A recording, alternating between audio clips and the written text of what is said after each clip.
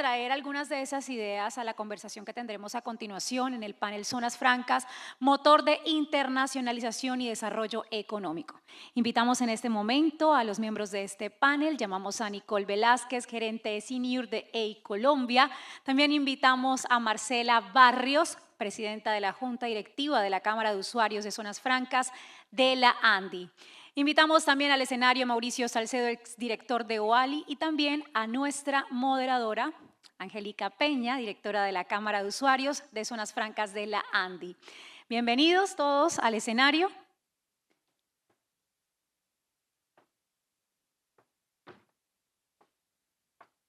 Le damos entonces la palabra a Angélica Peña, quien además será la encargada de llevar a cabo esta conversación sobre el principal instrumento de atracción de inversión y desarrollo regional en Colombia.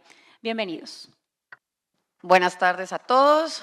Muchas gracias por estar acompañándonos a esta hora de la tarde. Sabemos que ya el horario se pone un poquito difícil. Así que, bueno, si se me sale algún chiste flojo, alguna cosa, y espero algo de apoyo de todos. Muy bien. Este panel tiene como objetivo abordar las zonas francas y como su nombre le indica, como motor de internacionalización y de desarrollo económico. Y aquí quisiera empezar con una brevísima introducción y prometo que sí va a ser breve, no como normalmente pasa cuando alguien dice una breve introducción. Varias de las reflexiones que hizo el presidente de la ANDI esta mañana. Bruce McMaster empezó diciendo que las zonas francas son unos oasis de competitividad. Y eso está directamente relacionado con algo que ha hecho parte de la agenda de la ANDI, que los que han tenido oportunidad de acompañarnos en el SEC, Bruce lo ha dicho, y es que tenemos que crecer. Él ha hecho muchísimo énfasis en la necesidad de que Colombia crezca, que mejoren esos indicadores, y esto pues por supuesto con todos los efectos positivos que trae para el país. Entonces, por eso queremos abordarlo con esta perspectiva y voy a retomar brevísimamente, nuevamente, algunas de las cifras que él nos dio esta mañana, y es que hoy en día tenemos 115 zonas francas en el país. Colombia es uno de los países que tiene más zonas francas en la región. Se han generado más de 182.000 empleos y esto es una cifra que no nos cansamos de subrayar porque efectivamente el efecto multiplicador de la riqueza, en el buen sentido que tienen las zonas francas, pues es evidente, las cifras están ahí. Tenemos una inversión acumulada de más de 47 billones de pesos, inversión nacional. Y estamos hablando de más de 7 billones de inversión de capital extranjero. Nosotros tenemos una representatividad muy importante en exportaciones. Mencionaba Bruce también esta mañana pues que la balanza comercial de las zonas francas tradicionalmente es positiva.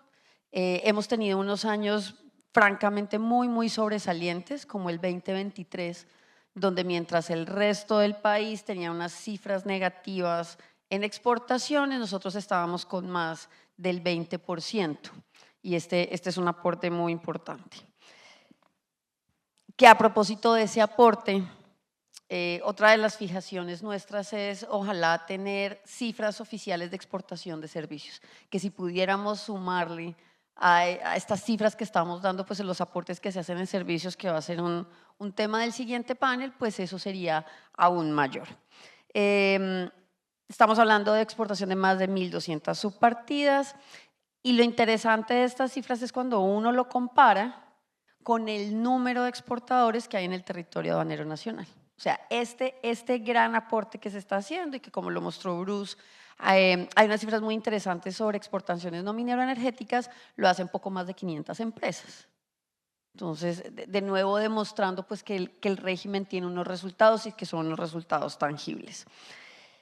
El dinamismo regional, doctora Marcela, que de eso hemos hablado un montón y que ojalá pudiéramos retomar en esta conversación.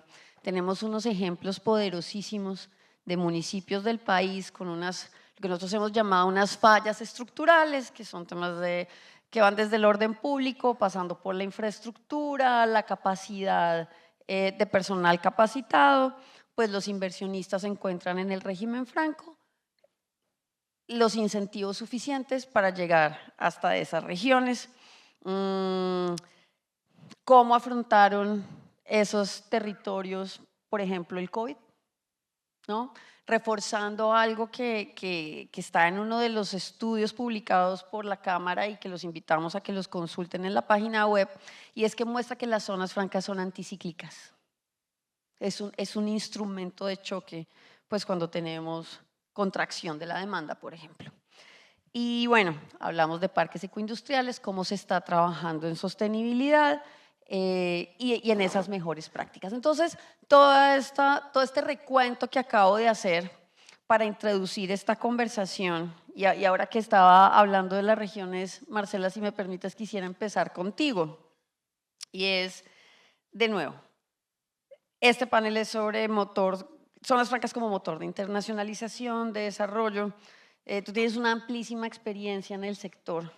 Yo quiero que nos cuentes un poco cómo has vivido las diferentes etapas del régimen franco, cuál ha sido su evolución y que le permitas al auditorio hacer la foto de dónde estamos ahora.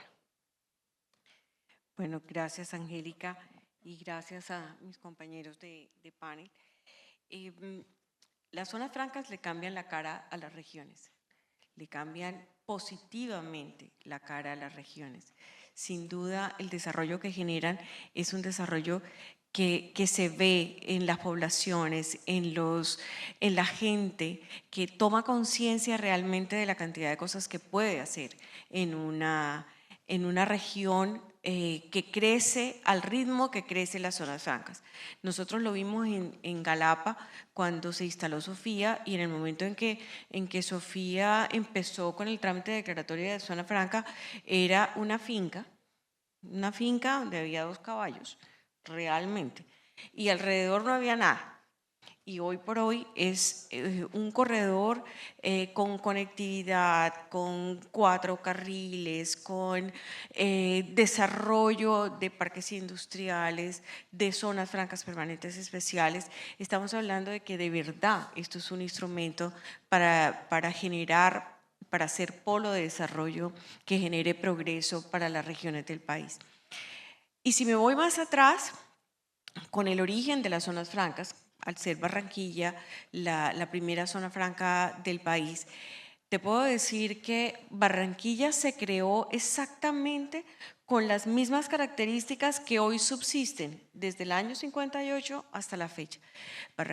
La zona franca de Barranquilla está ubicada a orillas del río Magdalena, en los últimos 21 kilómetros que son marítimos, y está orientada a que allí se produzcan los productos que van a salir a mercados externos o que van a ingresar incluso por el río arriba vía cabotaje. Entonces, ahí está pues todo lo que vemos también en un foro como este. Estamos hablando de logística, estamos hablando de puertos, estamos hablando de zonas francas como un gran clúster que sirve para mejorar el posicionamiento de nuestros productos en el contexto internacional y además la atracción de inversiones. ¿En qué estamos hoy? A pesar de que acabamos de pasar por un proceso de privatización, las primeras zonas francas que se crearon en terrenos de la nación y que siguen siendo de propiedad de la nación, estuvieron en un proceso de selección pública y efectivamente se adjudicaron. Eso, en primer lugar, es una muestra concreta de que el gobierno sigue creyendo en que este es un instrumento de desarrollo y que este es un instrumento de política anticíclica y que definitivamente hay que promoverlas y hay que generar progreso por 30 años más. Entonces ya tenemos 2 de las 3 zonas francas que ya están prorrogadas, con lo cual se está mandando un mensaje de estabilidad. Pero tanta credibilidad y tanta convicción tiene el empresariado sobre las bondades del régimen que a pesar de que estuvimos en el año 2024 con un gran porcentaje de inestabilidad, nosotros mantuvimos una ocupación de entre el 87 y más en la zona franca de Barranquilla, cuando en muchos momentos la gerente comercial tenía que hacer contratos por mesecitos, por semanas, por días, porque nos tocaba estar prorrogando porque no sabíamos hasta cuándo íbamos a tener la declaratoria, y con todo y eso tuvimos una ocupación importante y tuvimos inversiones en zona franca de Barranquilla por más de 30 millones de dólares por parte de una sola empresa. Y en el caso de Sofía, como lo dijo Bruce esta mañana en su presentación, tenemos alrededor de un crecimiento del 180% en lo que tiene que ver con exportaciones. Así que seguimos generando progreso, seguimos generando estabilidad y seguimos generando internacionalización, que es de lo que se trata este panel. Muchas gracias, Marcela. Nicole, Marcela señaló dos elementos que me llevan a ti. Estaba hablando de cómo las zonas francas le cambian la cara a las regiones. Marcela mencionó el ejemplo de Galapa, que de nuevo haciendo link con la presentación de nuestro presidente en la mañana, pues es un municipio que pasó de ser, como decía Marcela, pues en un espacio que era un lote con unas vacas, que además esta historia del lote con las vacas parece un déjà vu porque hay varios que empezaron así. Se convirtió en este espacio maravilloso que empezó a hacer una cantidad de exportaciones impresionante, en un municipio que yo te tengo que confesar, Marce, yo no sabía dónde estaba Galapa, hasta que entré a esta cámara. Entonces eso nos lleva a los planes de internacionalización, ¿no es verdad? Y a un tema que también mencionaba Marcela, y es que las empresas le siguen apostando al modelo. A pesar de que todavía pues queremos trabajar mucho más, y eso también lo decía Bruce esta mañana, pues en la estabilidad jurídica, en la claridad en las reglas de juego. Pero este es un sector súper resiliente y los empresarios, de nuevo, reconocen sus virtudes y se mantienen ahí firmes. Entonces, todo esto para preguntarte lo siguiente: tú has estado trabajando por varios años muy de cerca con los empresarios en la estructuración de proyectos en zona franca, y también con empresarios que ya están ahí, ¿no? Haciendo como esa tarea de coger un proyecto empresarial y potencializarlo a partir del régimen. ¿Qué buscan los empresarios? ¿Qué encuentran? ¿Qué buscan? ¿Qué encuentran? ¿Cuáles son los principales aprendizajes de estos ejercicios de planeación empresarial? Aquí casi que estoy esperando que las personas que están aquí sentadas cojan papel y lápiz y como listo, la lista. Bueno, ¿qué buscan? Y en mi experiencia han buscado 3 cosas específicas. 1, reducción en sus costos operativos. 2, tecnología, claramente inversión en tecnología. Y 3, un entorno competitivo. Costos operativos en el sentido de, claro, el tema de la reducción del impuesto a la renta, las exenciones en IVA y en aranceles a los bienes importados, y la simplificación de los trámites aduaneros que todos estamos buscando todos los días, porque pues menos tiempos pues nos redundan en menos costos. En temas de tecnología, lo que están buscando es esto de comprar maquinaria y equipos de última generación, de poder invertir libremente y mediante la adquisición de estos equipos mejorar la eficiencia, la calidad y la innovación en sus propios procesos, o iniciar un nuevo proceso como lo hemos visto con zonas francas que han llegado al país a hacer estado del arte básicamente en sus propios sectores. Y una vez teniendo esta tecnología, teniendo la transferencia de tecnología, formación de talento local. Y en materia del entorno competitivo, la cercanía con proveedores y clientes, ser parte, digamos, de cadenas de valor agregadas. Creo que esto ha sido fundamental para muchas de las zonas francas, manufactureras, agroindustriales, y es que se vuelven parte de una cadena productiva bastante importante. Además, le han apostado a entrar a sectores estratégicos, tecnología, biotecnología, farmacéutica, manufactura, construcción, que les ha permitido de alguna forma mostrarse como sectores que puede que en algún momento sean relegados, pero bajo esto, el protagonismo de las zonas francas creo que sí se ha logrado. Entonces, esto lo han buscado. Y finalmente, tener zonas francas sostenibles, ¿no? Al final es economía circular, energías sostenibles, como lo han logrado algunos. ¿Qué es lo que han encontrado? Desafortunadamente, no siempre han encontrado cosas tan buenas. Y así como han podido hacer inversiones y hoy las grandes zonas francas o las grandes corporaciones que empezaron, como lo mencionan ustedes, en un potrero de vacas, también han encontrado cosas positivas, pero también negativas. Y el tema del marco jurídico cambiante creo que ha sido una de las cosas que se han encontrado desafortunadamente los empresarios y los inversionistas. Nada más vámonos a la reforma tributaria más reciente, que llegó con unos cambios en materia de los límites que yo tengo que establecerme para vender en el territorio aduanero nacional frente a lo que yo quiero exportar. Ya de entrada, eso me generó como empresario y como inversionista una variación en mis modelos de negocio. El tema del riesgo de perder los beneficios si no cumplo con esas reglas, es decir, vas a prometer que vas a exportar, pero si no cumples con esto, puedes perder tu beneficio de renta. Es todo o nada, lo cumples o lo perdiste. Y la contradicción inicial con el espíritu de las zonas francas iniciales, cuando sale la ley 1004, era promover tanto exportaciones como la producción nacional. Es decir, creo que con estos cambios vemos que efectivamente el marco jurídico sí ha cambiado. Y otro tema que se han encontrado también desafortunado es ese impacto fiscal en la percepción además gubernamental. Y esto se basa en el debate del costo que tenemos con las zonas francas por las mismas exenciones. Y es que desafortunadamente hay una percepción de que solamente unas pocas empresas se están beneficiando, pero la falta de reconocimiento que tienen las zonas francas frente a los compromisos de inversión que ellos tuvieron también, de empleo. Solamente se ha centrado la discusión en hablar de las exenciones y en un momento, en un contexto de déficit fiscal, pues obviamente es lo único que veo, pero no reconozco lo bueno que han hecho por algunas regiones en materia de inversión y de empleo, porque es que muchas zonas francas, por ejemplo, con las que yo he trabajado, se encuentran en sectores deprimidos, en donde son pueblos olvidados de Dios y que gracias a ellas se ha generado eso, un motor de inversión y de empleo. Y creo que las lecciones aprendidas como este modelo es para poder llegar a una zona franca, y creo que muchos de los que están aquí se han dado cuenta que uno necesita una planeación estratégica integral.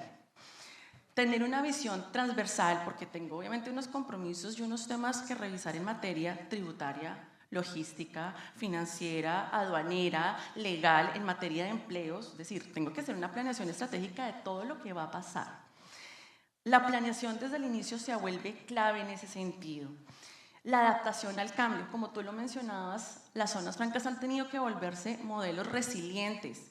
Los cambios normativos, fiscales, tecnológicos, políticos, obviamente los empresarios han tenido que adaptarse a estas nuevas reglas para poder seguir y avanzar conforme a sus proyectos, porque es que es una responsabilidad muy grande, porque tengo obviamente empleos que conservar.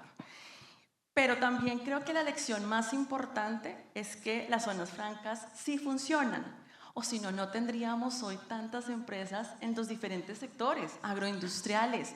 Tenemos en salud, tecnología, tenemos manufactura, construcción, y creo que adicional a las grandes corporaciones, vemos también como en las zonas francas permanentes han entrado las pymes, y ha sido una puerta perfecta para ellas para comenzar con sus procesos, por ejemplo, de internacionalización, porque a partir de eso han podido hacer sus primeras operaciones, sus primeros pinitos, no solamente con ventas locales, porque digamos que esta es más sencilla, pero apostarle a algo que no es sencillo, y es de verdad ir a buscar un cliente en el exterior y generar esas ventas.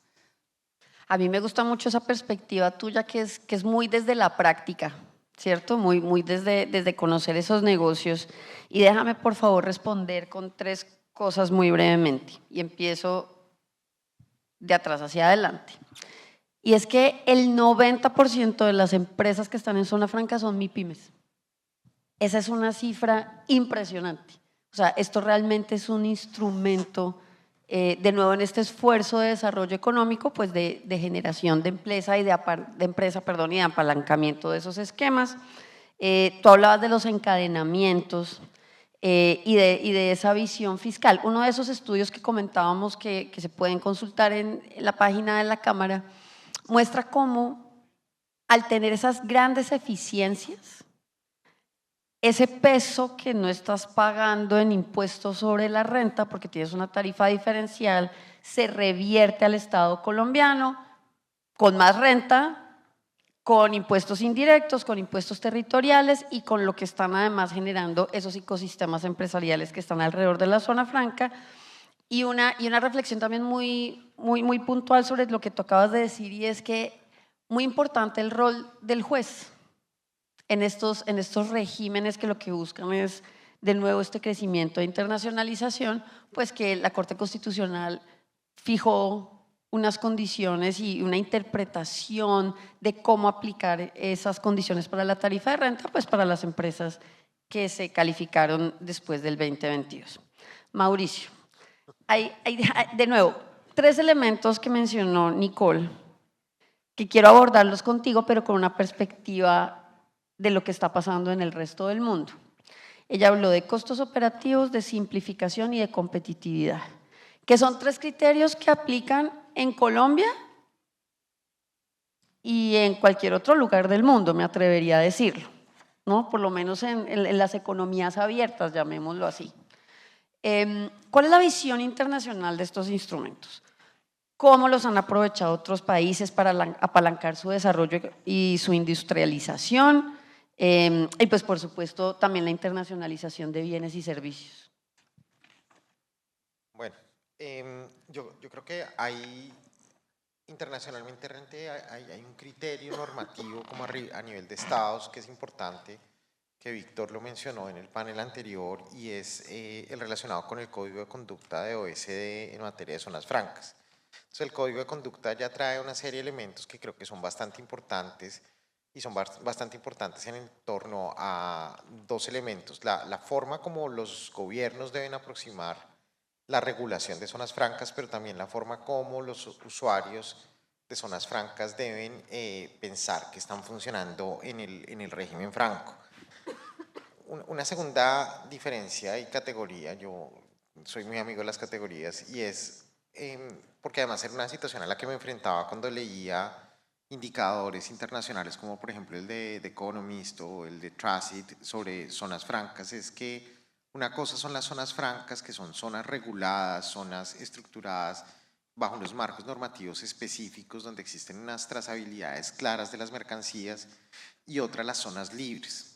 Y muchas veces lo que uno se encuentra en la literatura internacional es que hay una confusión en la forma como se aproximan los 2 conceptos. Entonces uno ve, por ejemplo, un indicador, o hace algunos años, un indicador como el de The Economist o Tracit, en fin, y lo que pasaba era que pues decían que en Colombia había una zona franca terrible y estaban hablando de Uribe, Maicao y Manaure, y pues eso no es una zona franca, es una zona económica especial con unas condiciones de regulación súper livianas que no tiene un control y una trazabilidad específica.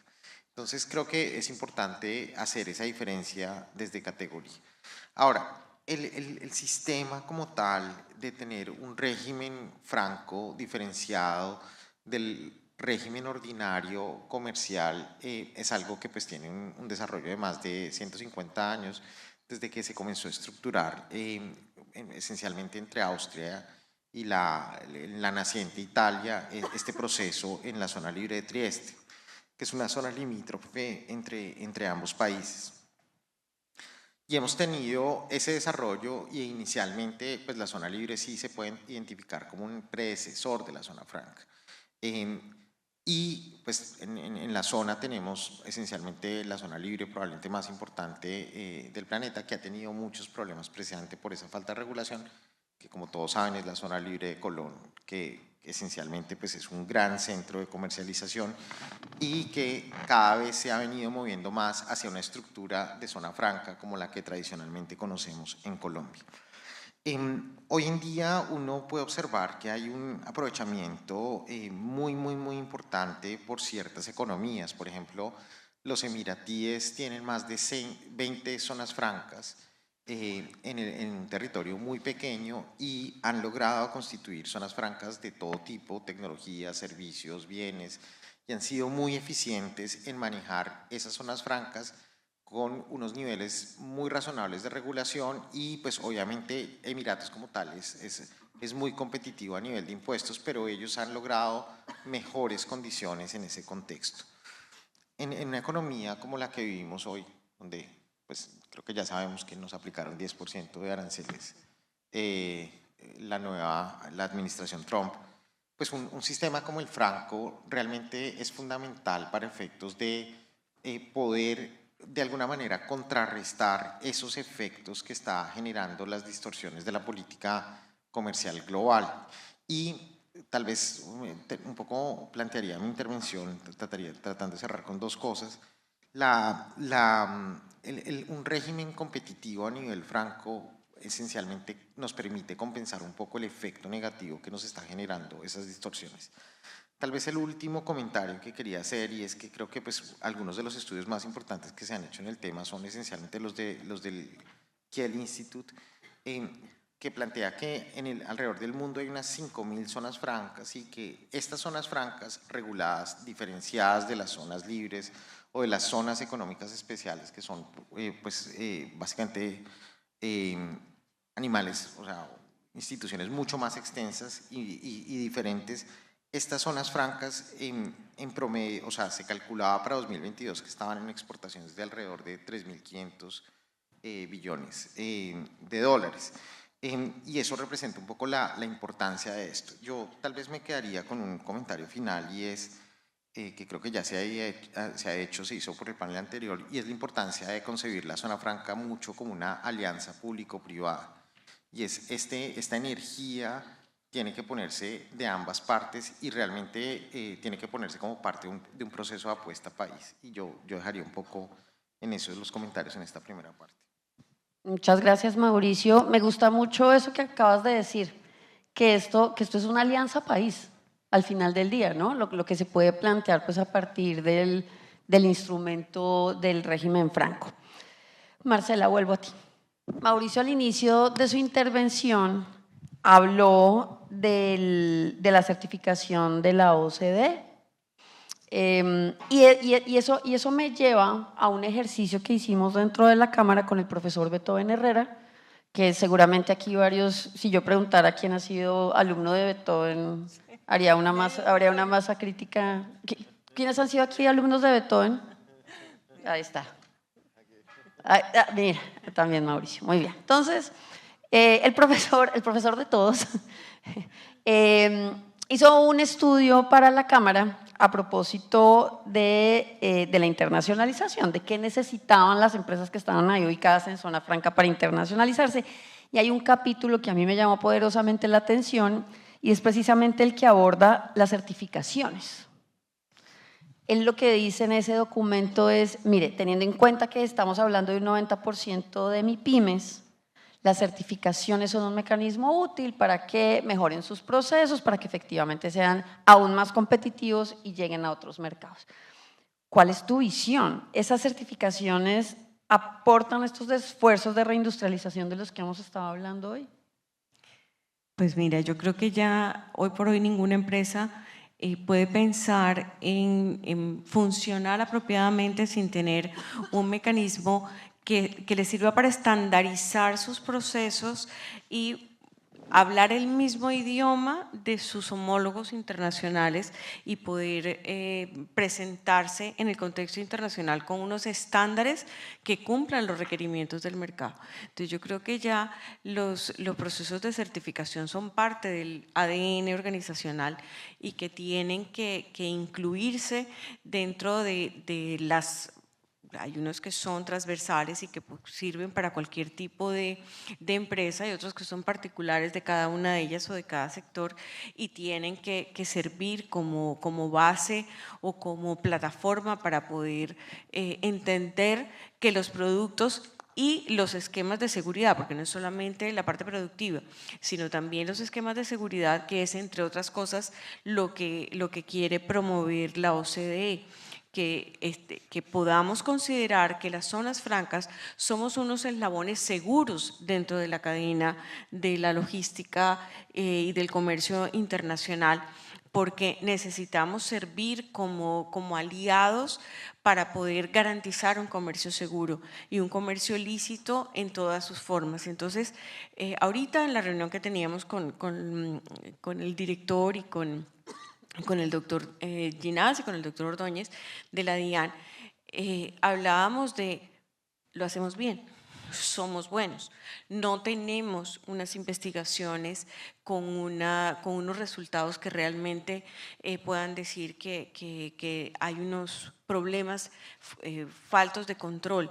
Tenemos toda la información, toda la trazabilidad, la interoperabilidad, la conexión con las autoridades, los informes periódicos tanto a la DIAN como al Ministerio, la información en línea, absolutamente todos. En algún momento por aquí tenemos a la autora de una frase que decía, no, pues yo a los usuarios operadores los podría tener todos en un chat, porque realmente somos poquitos, somos muy fáciles de controlar, somos visibles, estamos con capacidad de ofrecer mecanismos transparentes para el trabajo que hacemos al interior de nuestras zonas francas.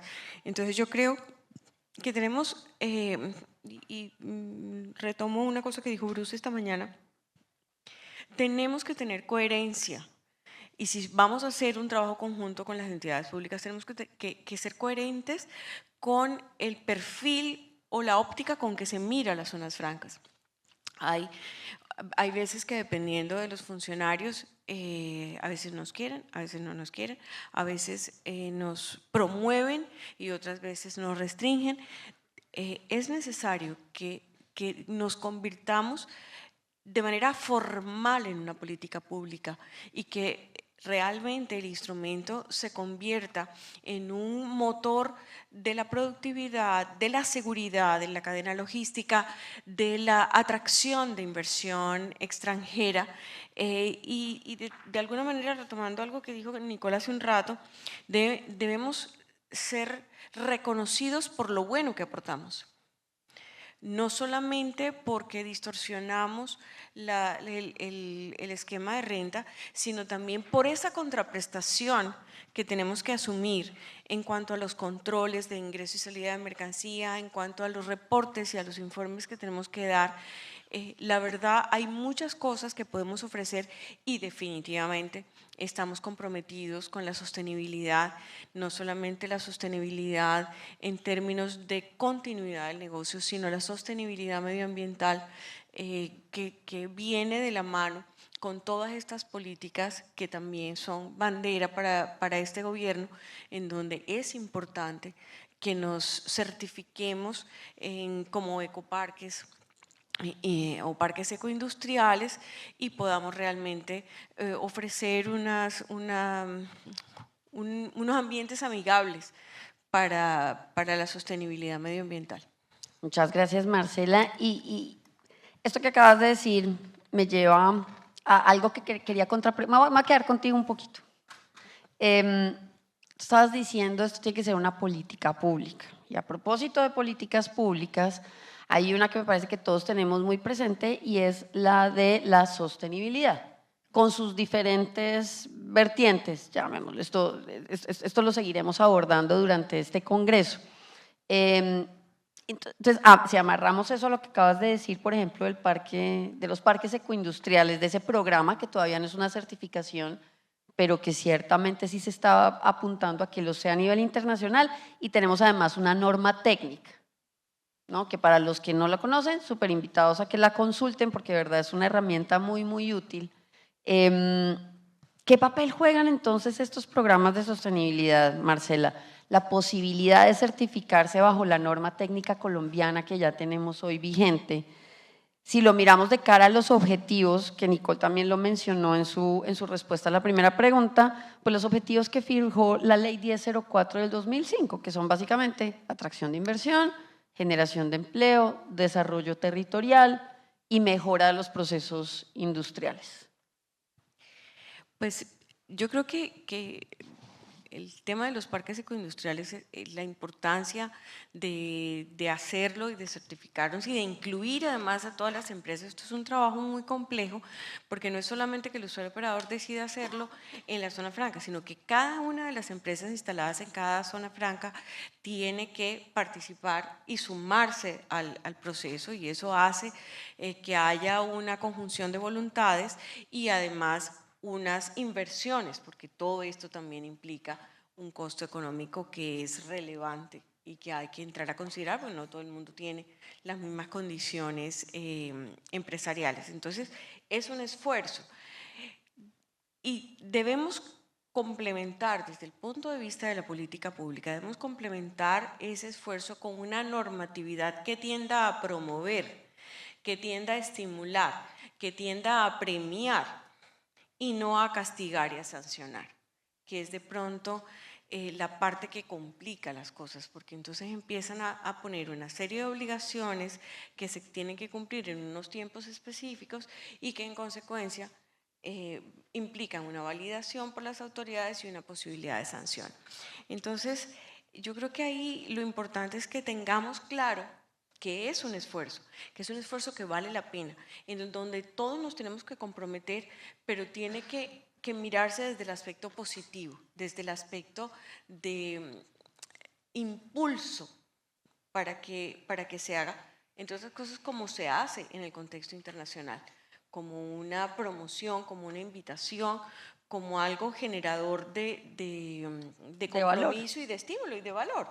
Y que la gente lo va a querer hacer simplemente porque eso se lo va a exigir el comercio mundial, pero no por el temor a una sanción. Entonces, ese es como el llamado que hacemos a que la perspectiva con que se plantee el tema de los ecoparques sea una perspectiva de promoción y de impulso para el crecimiento de las empresas y de la sostenibilidad en general. Muchas gracias, Marcela. Nicole, voy a hacer un cambio de tercio contigo. El director de la DIAN esta mañana, y lo acabamos de hablar también en la entrevista que le hizo Adriana Vargas a Andrés Ordóñez, de la modernización de la gestión aduanera. Y contigo hemos vivido varios intentos de esas modernizaciones. ¿Cuáles son los puntos más críticos de lo que se ha venido presentando para el régimen franco, un poco de cara a estos planes de modernización y lo que ha planteado de nuevo el director de la DIAN y después el director de aduanas en materia pues que esta pregunta que te estoy haciendo es muy regulatorio, el decreto 659, los proyectos de resolución y en qué deberían enfocarse? O sea, eso por un lado, cuáles son esos puntos críticos y a partir de ahí, ¿en qué deberían enfocarse los esfuerzos tanto del gobierno como del sector privado en este proceso de modernización para las zonas francas? Yo creo que todo ha comenzado con el desconocimiento del instrumento que tenemos, la falta de comprensión sobre su impacto positivo, como lo mencionamos. Las zonas francas han demostrado ser herramientas que son eficaces, como tú misma lo mencionaste, han atraído inversión por 47 billones de pesos, han generado más de 180.000 empleos y sigue siendo un porcentaje representativo dentro del PIB. Pero a pesar de estos logros, y como lo estábamos diciendo, el impacto positivo no ha sido conocido ampliamente. Y a raíz de eso, como hay un desconocimiento, digamos, de todo, y anotando algunas de las cosas que dijo tu director, la modernización del sistema aduanero colombiano es un proceso necesario y positivo para fortalecer la competitividad del comercio exterior en estos momentos en el país. Pero para poder garantizar la eficiencia necesito conocer el mecanismo. Y yo creo que uno de los puntos más críticos de lo que ha venido presentando es, primero, la introducción de nuevos procedimientos y sin preparación adecuada. Vámonos hace poquito a lo que sucedió con la implementación de la solicitud de autorización de embarque y todo el tema de exportaciones para las zonas francas. Muchos no estaban preparados y el tiempo de transición que se les dio para esta preparación fue muy corto y la falta de preparación a ciencia cierta generó muchísimos errores operativos y en algunos casos expusieron a las empresas a infracciones que obviamente les van a costar sanciones precisamente por el corto tiempo. Y además cuando pues, uno tiene tan poco tiempo, las empresas tienden a cometer errores, porque es que los cambios abruptos pasa con eso. Muchos ni siquiera habían tenido la necesidad de tener un agente de aduana porque realmente no lo necesitaban en ese momento. Entonces, el uso, digamos, o la introducción de procedimientos en corto plazo, lo que nos está dando eso, y eso es un punto crítico. Adicional a lo que estábamos hablando hoy, sí, llega la famosa declaración de ingreso, pero el tema de la declaración de ingreso, de hecho, está en contravía con el convenio de Kioto porque eso me está poniendo más procedimientos administrativos, más documentos que yo voy a tener que diligenciar. Y el otro punto crítico es algo que mencionaba Marcela ahora y es esa percepción errónea de que las zonas francas son un espacio vulnerable para hacer todos los ilícitos que muchas veces se están tratando de evitar. Y si bien los controles son esenciales para, digamos, para cualquier régimen en cualquier país, no podemos partir del discurso que los que operan en zonas francas todos están involucrados en operaciones ilícitas, porque esto no es cierto.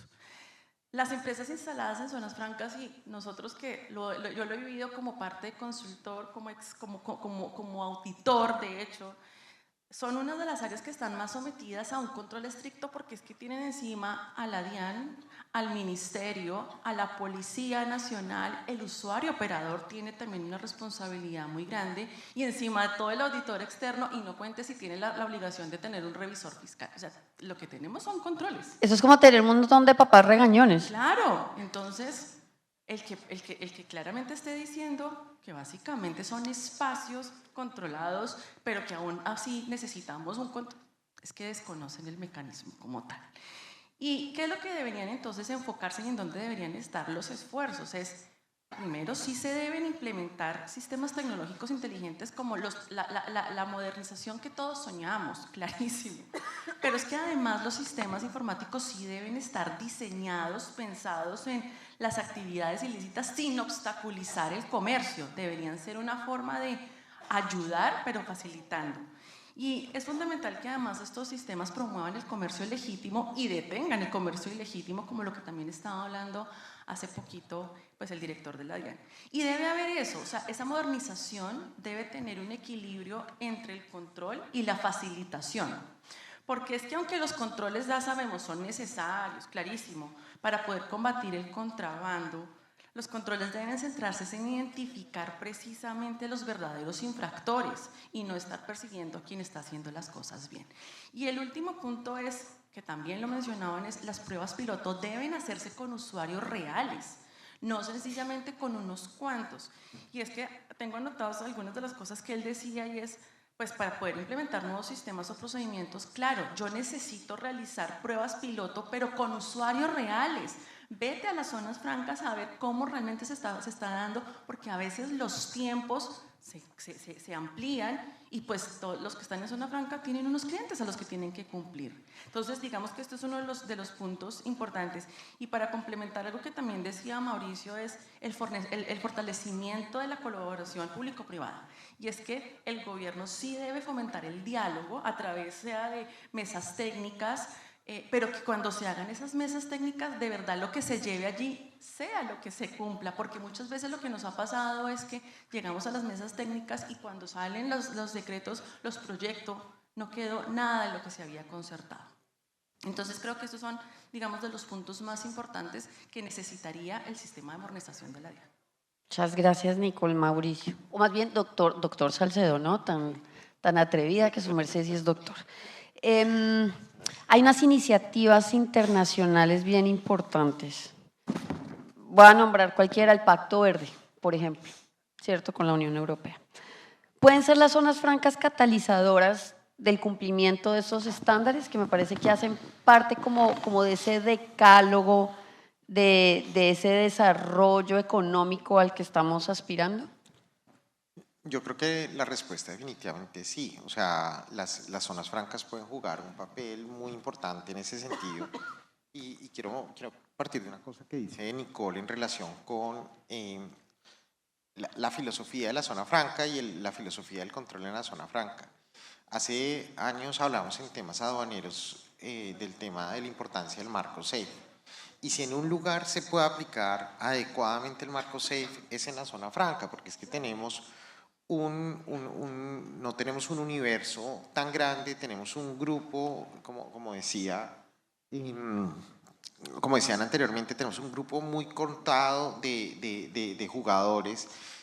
Sabemos quiénes son esos jugadores, se les puede hacer un seguimiento adecuado a esos jugadores y en ese contexto esencialmente se puede proceder a básicamente dar facilidad máxima para los operadores que no generan riesgo y focalizar el control en los operadores que tenemos, sobre los cuales tenemos un perfilamiento de riesgo alto.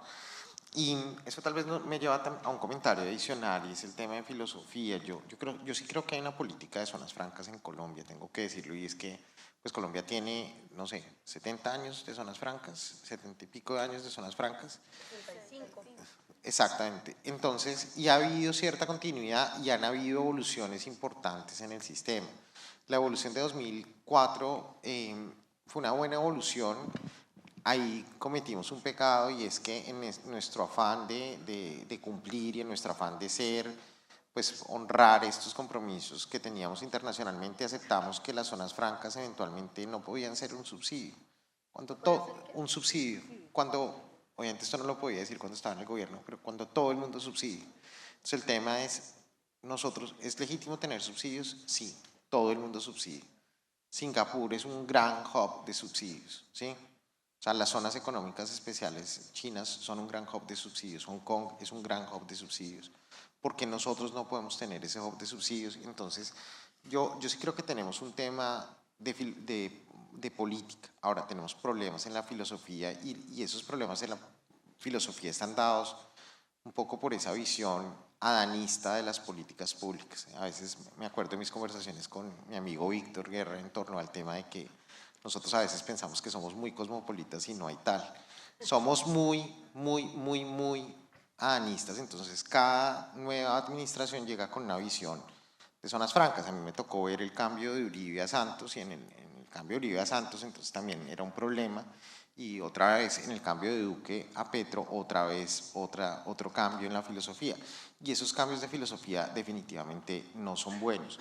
Ahora, hay un tema y es que tal vez yo mencionaría, y para irme a la pregunta como tal, y es el tema de concentrarse en la esencia. Y acá va a ser muy coloquial, y es, uno no debe pelear con la plata, ¿sí? O sea, los países ricos no pelean con la plata. Nadie pelea con la plata, yo creo, ¿no? Trata de pelear con o sea, ellos no tratan, o sea, la plata en principio debe verse como algo positivo y uno tiene que concentrarse en castigar la trampa y castigar lo que definitivamente es ilegal. Pero uno no puede aplicar el tema de justos por pecadores porque claramente pues eso termina siendo absolutamente contraproducente. Uno de los temas que tenemos nosotros es esa visión de afectar un instrumento que tiene la potencialidad de generar riqueza deliberadamente. ¿Por qué? Porque no cumplió con el papelito, no radicó el formato a tiempo, en fin. Ese tipo de situaciones deben cambiar y en el tema de tecnología yo sí creo que hay una reflexión muy importante y es, o sea, llevamos 20 años tratando de cambiar el sistema aduanero de la DIAN, o sea, no sé cuántos esfuerzos yo he escuchado, que los coreanos, que el MUISCA, y el tema es, hoy en día, ¿por qué no se puede tratar de avanzar en procesos de esencialmente que cada uno tenga su plataforma, que cada zona franca tenga su plataforma y que esa zona franca y esa plataforma pueda ser certificada, pueda eventualmente someterse a un proceso de clearance y ante la aduana, y si ese proceso de clearance es satisfactorio, ese proceso de certificación es adecuado, hay unos mínimos de seguridad, simplemente aceptar la información que viene de esa plataforma. Creo que en serio debemos tratar de dejar de pretender que el Estado lo puede hacer todo, lo dice alguien que viene del Estado por 17 años, y pensar que tenemos que facilitar mucho más el trabajo. Ahora, en el contexto actual, nuevamente, el proceso de certificación de estándares internacionales se va a relativizar bastante, ¿sí? O sea, con este tema de guerra comercial, muy seguramente yo esperaría que en algunos meses la Unión Europea diga, mire, esto no va a tender a ser tan importante. Ahora, yo creo que el proceso de certificación por un ejercicio propio nuestro es importante, porque eso va a mejorar el sistema, va a traer más inversión. Si el sistema es más transparente, si el sistema es mejor, va a traer necesariamente más inversión y la gente va a tratar de instalarse en nuestro régimen franco y va a ser más atractivo a nivel internacional. Entonces, lo dejaría ahí, no hablé mucho del Pacto Verde, perdón. No, pero hiciste unas reflexiones muy interesantes. Nada, muchas gracias a todos. Aquí creo que de hecho tú empatas perfecto con nuestro siguiente panel, donde se va a hablar de innovación y tecnología desde zonas francas. Así que invitadísimos todos a que se queden. Muchas gracias. Así es, Adriana, muchísimas gracias a ti y a todo el panel por esta conversación y para el desarrollo de este punto que viene a continuación.